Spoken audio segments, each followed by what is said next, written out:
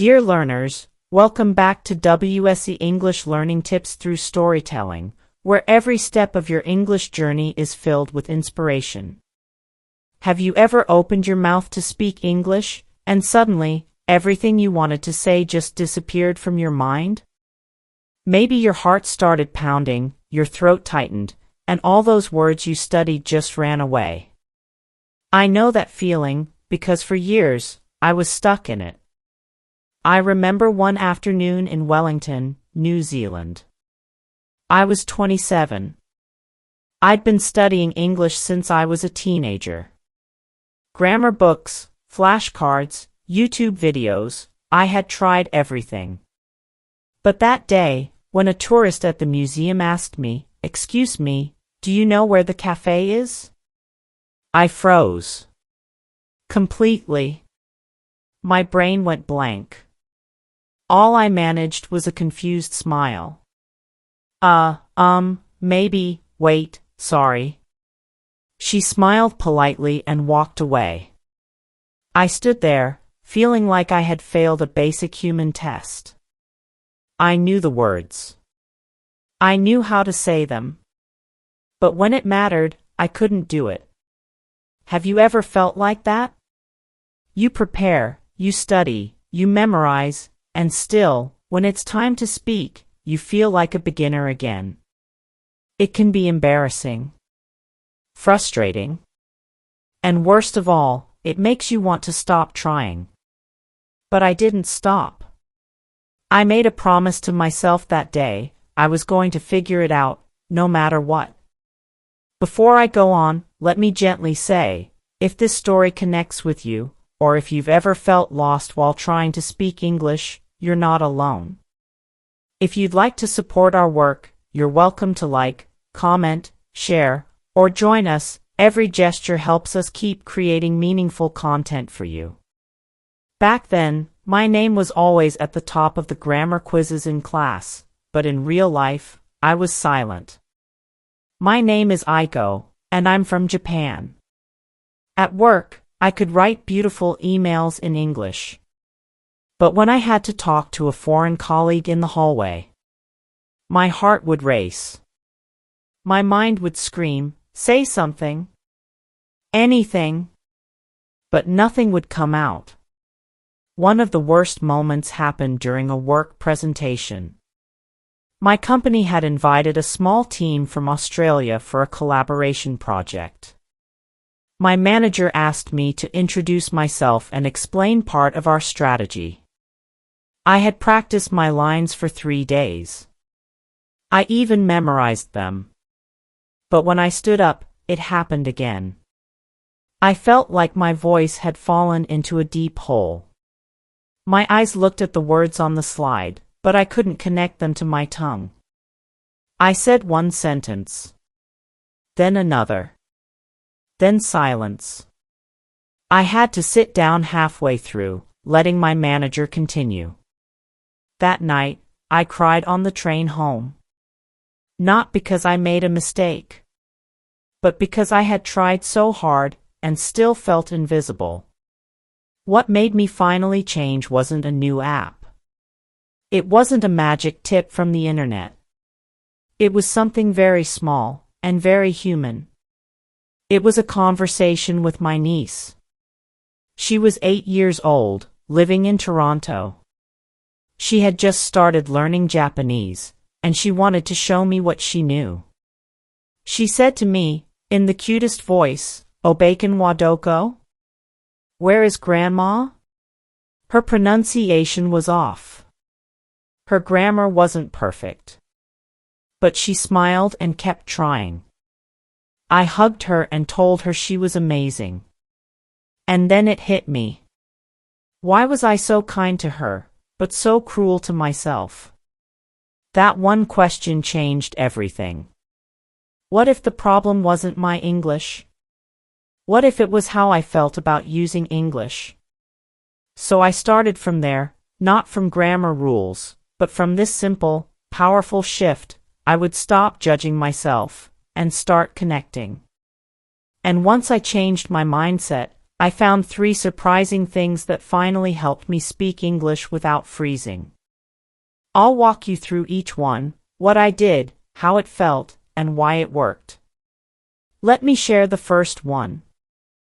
The first thing I changed was how I practiced speaking, and it started with a trick I accidentally discovered on a quiet morning walk. After that moment with my niece, I realized I had to stop performing and start communicating. So the next morning, I took a walk through my neighborhood. It was early, and the streets were still quiet. I remember hearing the birds, the distant sound of someone mowing their lawn, the smell of fresh coffee coming from a corner cafe. And then I thought, what if I just talked to myself? So I did. I looked at a parked car and said out loud, "This car is red. Maybe someone drove it to work. I wonder if they're tired or excited today." I passed a bakery and said, "I love the smell of fresh bread. If I were a baker, I would wake up at 4 a.m. I don't think I could do that." At first, it felt weird, but also strangely freeing. There was no pressure. No one was listening. I wasn't trying to be perfect. I was just thinking in English, with my voice. That was the first step. I began to call it casual shadowing. It's not the traditional shadowing where you repeat after a native speaker. Instead, this was just me describing what I saw, what I felt, what I imagined, out loud, in real time. It was quiet. Natural. Zero stress. Every day, for just 10 minutes, I'd walk and talk. Sometimes I'd pretend I was a tour guide. On your left, you'll see a small bookstore. It opened last year, and they have great coffee. Other times, I'd talk about my plans. Today I'll go home, eat something warm, maybe study a little English and then watch a show. And slowly, my mouth and my brain started to work together. You see, before that, I had studied English with my eyes. I read books. I watched videos with subtitles. But I never let my mouth practice in a safe, daily, and low-pressure way. And the best part? I didn't need anyone else to do this with me. I didn't need a speaking partner. I didn't need to book a lesson. I just needed myself, my thoughts, and a little time. It made me wonder. How often do we wait for someone to give us permission, when we could just begin on our own? Within 2 weeks of my morning talk walks, I noticed something new. I didn't pause as much when I spoke. I didn't search so desperately for words. My sentences weren't perfect, but they flowed more naturally. That gave me the confidence to try something else, something a little scarier, but also incredibly powerful. It involved listening. But not the way I used to do it, where I'd play English audio, stare at the subtitles, and end up understanding nothing when I took the subtitles away. No, this was different. This was about listening in a way that taught my mouth how to move. It became my second major turning point. Let me show you exactly what I did, and how it changed not only my pronunciation, but my speaking rhythm and confidence. So, what was that second technique? It's called imitation listening, but the way I used it wasn't traditional. I didn't repeat after every word like a robot. I used it more like music practice, listening for feeling, rhythm, emotion. Let me explain.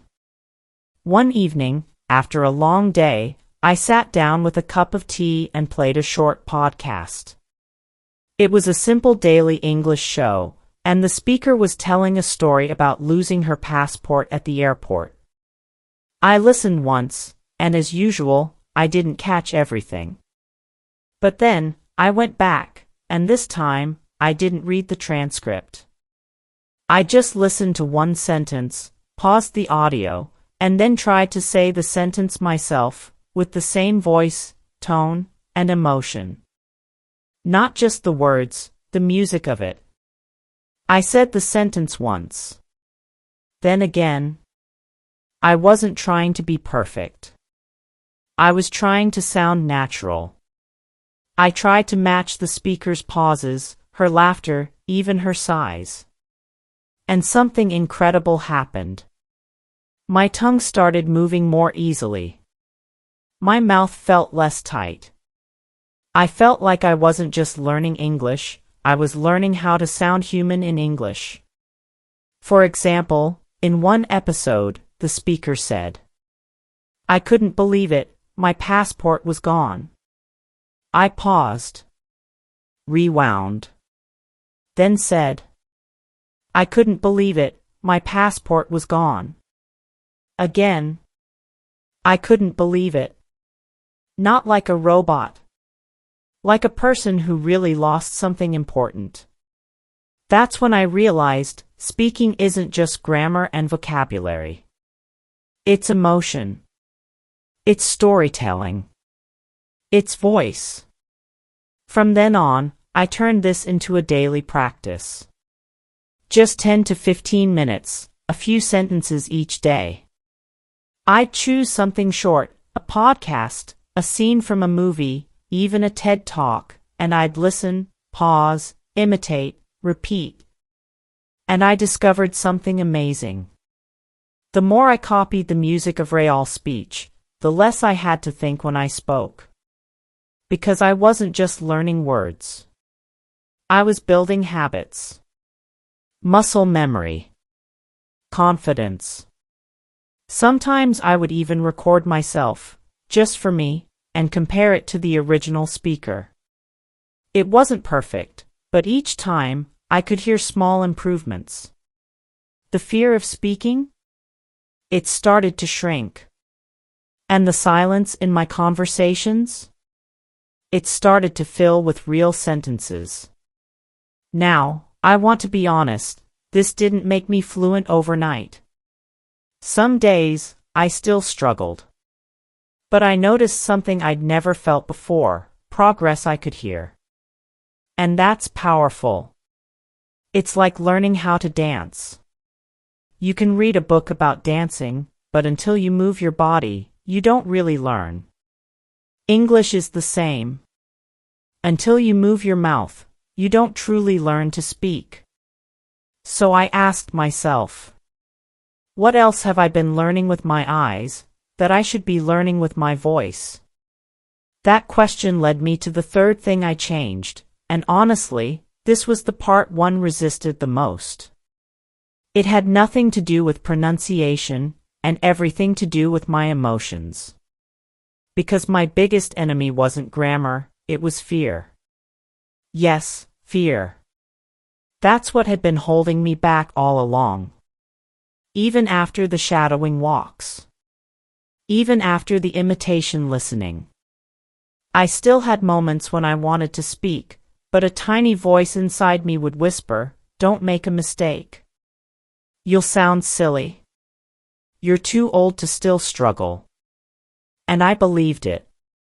For years, I believed that voice. But then something happened at a cafe that I will never forget. One Saturday afternoon, I was in downtown Auckland. I had just bought a new English book from a second-hand shop and decided to treat myself to a caramel latte. The cafe was warm, filled with soft music and quiet chatter. I sat near the window, reading a short story by Alice Munro. Then, a woman at the next table turned to me and said, "Excuse me, are you reading English fiction?" I looked up. She had a friendly smile, maybe in her early 50s. I nodded slowly and said, "Yes. I like short stories." She laughed and said, "That's rare. Most people just scroll their phones these days. Mind if I ask what it's about?" I froze for a second. My mouth opened, and I almost stopped myself. That voice was back. You'll say something wrong. But this time, I did something different. I took a deep breath, and I let go of the idea of being perfect. I focused on connection, not correctness. So I smiled back and said, it's about a woman who is alone, but she remembers her youth in a quiet way. It's sad, but peaceful. She nodded. Sounds beautiful. And just like that, we talked for 15 minutes. We talked about books. About cafes. About quiet days and favorite authors. I made a few grammar mistakes, I know. I hesitated. But she didn't care. Neither did I. That moment became my emotional turning point. I realized that fear was just a habit, one I had practiced for years. And just like any habit, it could be replaced. So I started a new kind of practice. Every day, I gave myself a small speaking courage challenge. Ask a stranger for directions, in English. Order a coffee and make a little comment like, busy morning, huh? Make one phone call in English, even if I was nervous. These were small things. But each one gave me proof that I could speak, and I would be okay. And every time I did, the voice of fear got quieter. One night, after attending a local English meetup, I walked home in the rain, shoes soaked, hair frizzy, and I laughed. Not because everything had gone perfectly, but because I had spoken English for over an hour, with strangers, without freezing. It felt like a superpower. And I thought, what would happen if more of us stopped fearing mistakes and started trusting connection? That's when I knew something had changed, not just in my English, but in my life. But the real test came soon after, at an international airport, far from home, where I had to handle everything in English on my own. What happened next became my proudest moment, the moment I finally knew I could do this. It was a cold winter morning in Vancouver. I was flying back to Japan after a short trip for work, and due to a snowstorm, my flight had been cancelled. The airport was crowded, the announcements were changing every 5 minutes, and people around me were clearly frustrated. I stood in line at the airline desk, holding my boarding pass and feeling my stomach twist. A few years ago, I would have prayed for someone else, anyone else, to speak for me. I would have panicked, frozen, and waited in silence. But not this time. I reached the counter and said, "Hi, my flight to Tokyo was cancelled. I'd like to know what my options are. I have a connecting train tomorrow, so I really hope I can fly out today."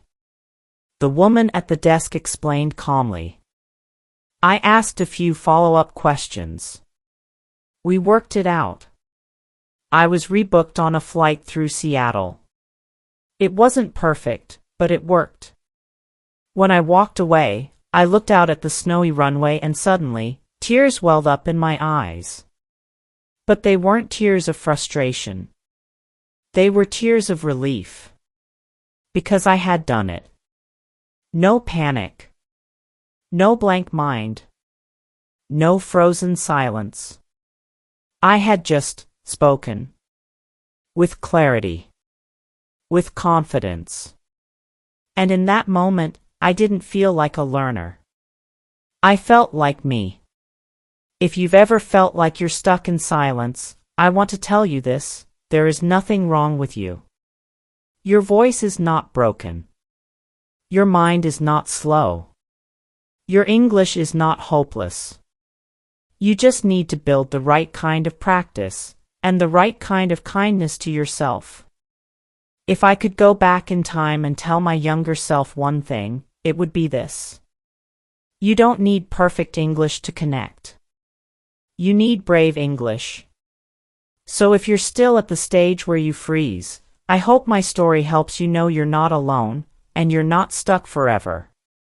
Here's what truly helped me speak without freezing. Gentle daily shadowing, not repeating textbooks, but talking about my real surroundings. Imitation listening, copying real voices, not just words. And practicing courage, tiny, daily actions that helped me feel safe enough to try. If you're just starting out, don't worry. It took me months to say one full paragraph with confidence. But now I know, fluency is not about speaking fast. It's about not giving up when it's hard. And I'd love to hear from you. Which stage are you in right now? Tell me in the comments. I'll pick a few stories to share more specific tips in a future video. And if this helped you, please consider supporting our work by liking, commenting, sharing, or subscribing. Your support means a lot and helps us keep going. Thank you for listening to my story. Keep learning, keep speaking, and never forget, your English doesn't have to be perfect to be powerful. See you in the next video.